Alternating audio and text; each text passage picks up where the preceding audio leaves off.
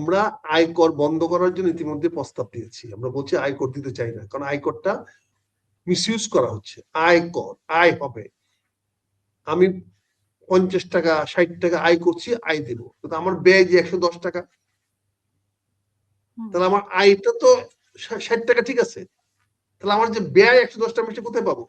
কিন্তু আমাকে আয় কর দিতে হচ্ছে 50 টাকার উপরে। এই আয়কর আমরা বন্ধ করতে বলছি।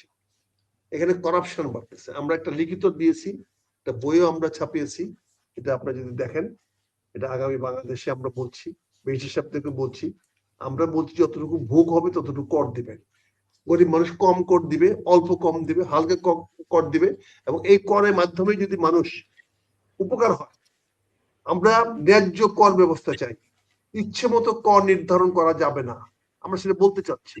আমরা বলতে চাচ্ছি কর এখানে ফাঁকি কমাবে, নতুন ভোগভিত্তিক কর ব্যবস্থা দিলে ফাঁকি কমবে, রাজস্ব বাড়বে, ন্যায্যতা নিশ্চিত হবে, এগুলো আমরা বলতে চাচ্ছি। এবং আমি আপনাদেরকে অনুরোধ করব, আমরা এই ব্যাপারে আসেন কথা বলি। আমরা জনগণ কর দিবে, অবশ্যই কর দিবে, আমরা দিতে রাজি আছি, কিন্তু করের নামে যে দুর্নীতিগুলো করা হচ্ছে, এখানে ডিসক্রিপশন পাওয়ার ব্যবহার করা হচ্ছে, আমি আপনাদের সবার কাছে অনুরোধ করব এই কর ব্যবস্থার একটা বিলোপ করার জন্য আসেন আমরা সবাই শুরু করি, কাজ শুরু করি। আমাদেরকে শুরু করতে হবে। আমরা আজকে জমিদারদের চেয়ে বেশি দুর্নীতি হচ্ছে। জমিদাররা যেভাবে কষায়ের মতো খাজনা আদায় করতো, এখনকার বর্তমান সরকার বা এগুলো তার চেয়ে বেশি দাবি করতেছে।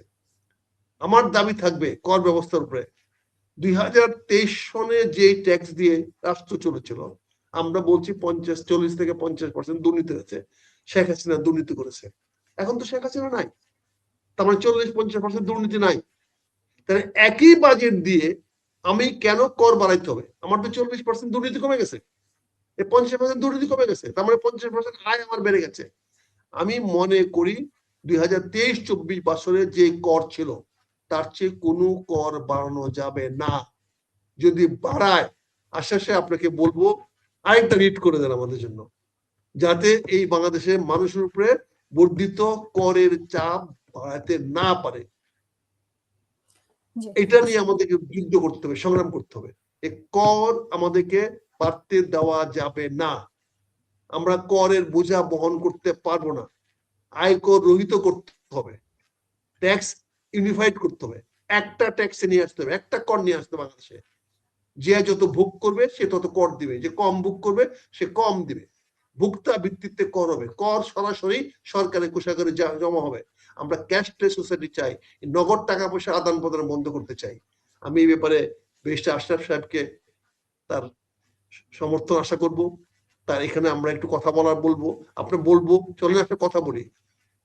আয়করটা বন্ধ করতে হবে। এটা এটা এটা ন্যায্য না, এটা অন্যায্য ভাবে মানুষের চাপিয়ে দেওয়া হচ্ছে। মানুষকে কর দিতে মানে অনীহার দিকে নিয়ে যাচ্ছে। কাজে আমি আপনাদের কাছে অনুরোধ করব, বিনয়ের সঙ্গে অনুরোধ করব, বিষয়টা দেখেন, আমরা কথা বলতেছি, আলোচনা করতেছি, আমরা শুরু করি না, এই বছর না পারে আগামী বছর পারবো, কিন্তু আমাদেরকে আয় করগুলো বন্ধ করতে হবে। আমি আপনাদের মাধ্যমে সকল জনগণের কাছে বলতে চাই, আমরা আয় কর দিতে চাই, কিন্তু আয় কর ন্যায্য হইতে হবে। আমরা ন্যায্য কর দিব, আমরা অন্যায্য কর থেকে মুক্তি চাই। আসেন আমরা এই কাফেলায়, এই মিছিলে যোগদান করি, দাবি তুলি অন্যায্য কর বন্ধ করেন, বন্ধ করতে হবে। অসংখ্য ধন্যবাদ। আসেন ব্যারিস্টার আশরাফ, শেষ করবেন। ধন্যবাদ। হ্যাঁ, আমি জনাব আখতারুজ্জামান সবার কথা টান ধরে কথা বলছি যে আমি নাগরিক, আমি কর দিতে হবে না, রাষ্ট্র চলবে কিভাবে।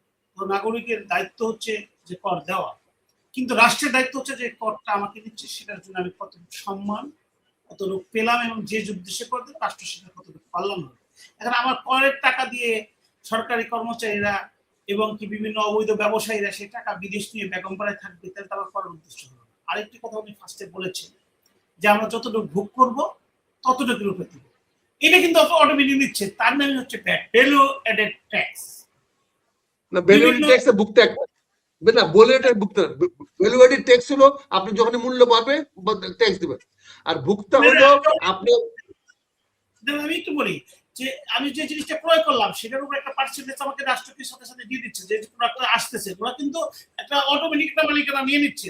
5% না 10% নিচ্ছে না, মালিক নিচ্ছে না তো। এখানে তো করাপশন হচ্ছে, এখানে মালিক দিচ্ছে না, এখানে সে কর আদায় করছে কিন্তু জমা হচ্ছে না। কিন্তু আমি কনজাম্পশন, আপনি যেটা বলতেছেন যে সবই এখন তো দিচ্ছে একটা না, এখন একটা মার্সিডিজ কিনে সে যে পরিমাণ কর ফাঁকি দেয়, আমি তো সয়াবিন তেল কিনে এই পরিমাণ কর ফাঁকি দিতে পারি না। আমি তো সয়াবিন তেল কিনে 8 কেজি, কিন্তু আমার ট্যাক্স তো পুরো দিতে হয় 48%। কাজে এখানে আমাকে এই জিনিসটা বুঝতে হবে, এই জিনিসটা বুঝার দরকার। এখানে করের স্ট্রাকচারটা বুঝতে হবে, আমাদের মাথায় যে পুরো ঢুকায় দেওয়া হয়েছে এখান থেকে বেরিয়ে আসতে হবে। আসলে আলোচনা করি, আমরা কথা বলবো, বুঝতে পারবেন। ভ্যাট কোন জিনিস, সেটা হলো ভ্যাটটা করা না, ভ্যাটটা করা হয়েছে যেখানে আমরা বিক্রয় করছিল, বিক্রয় করে ভ্যাট করছে, অর্থাৎ যেখানে মূল্য সংযোজন করা হবে সেখানে দেওয়া হবে।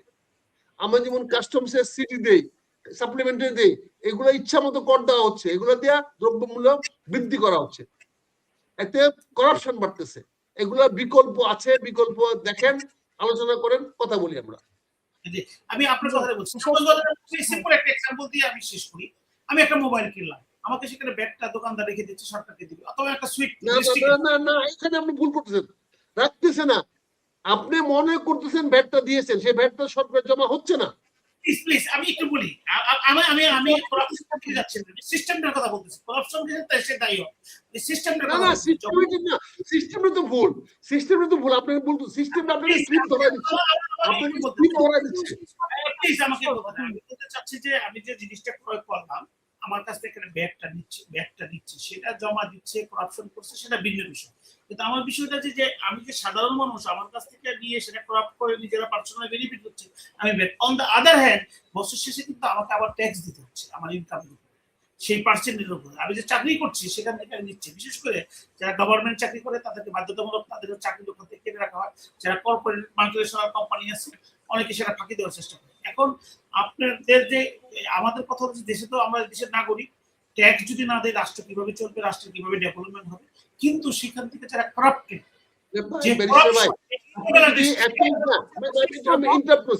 আপনি যদি এতই মনে করেন কর দিলে না চলবে কিভাবে, তাহলে আপনি রেজিস্ট্রেশন কেন কর দেন না?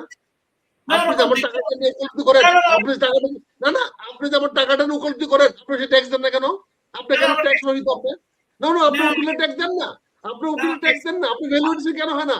আমি যে টাকাটা আপনাকে দিই, এই ট্যাক্স কেন না কেন? আপনার কোনো উকিলের ট্যাক্স দেন না, বাংলাদেশে কোনো উকিলের ট্যাক্স দেন না, কোন ডাক্তারের ট্যাক্স দেন না, কেন দেন না আপনারা বলেন? সুন্দর কথা বললেন, আপনি তো সুন্দর কথা বলেন, ট্যাক্স দেন, রাষ্ট্র চলবে কেমনে? আপনি সুন্দর কথা বলেন, ট্যাক্স দেন, রাষ্ট্র চলবে কেন? তাহলে আপনি দেন না কেন? আপনি দেন না রে ভাই, এটা তো প্রমাণিত সত্য। বাংলাদেশের কোন উকিলরা ট্যাক্স দেয় না। প্লিজ এত জনসভা এটা নিয়ে তর্ক করতেছে। আমি আসলে শেষ করব, শেষ করতে দেব। হ্যাঁ, আমরা আরেকদিন ট্যাক্স কোনো ব্যর্থ নাই আপনাদের উপরে, কোনো ব্যর্থ নাই। আপনারা তো আমি আপনাকে বলি, আপনি তো আমার কাছ থেকে টাকা নিয়ে মামলাটা করেন।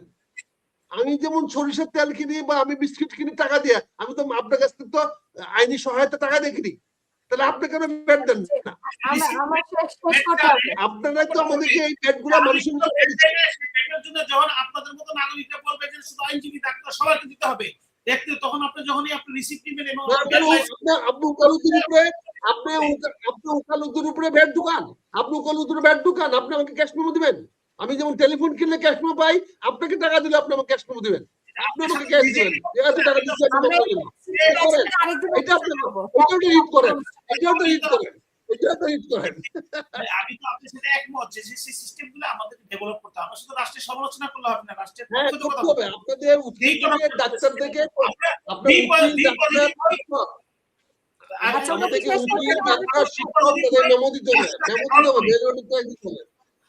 সেটা যখনই আমরা বলবো সবাই বলতে বাধ্য যে হ্যাঁ yes we have to pay.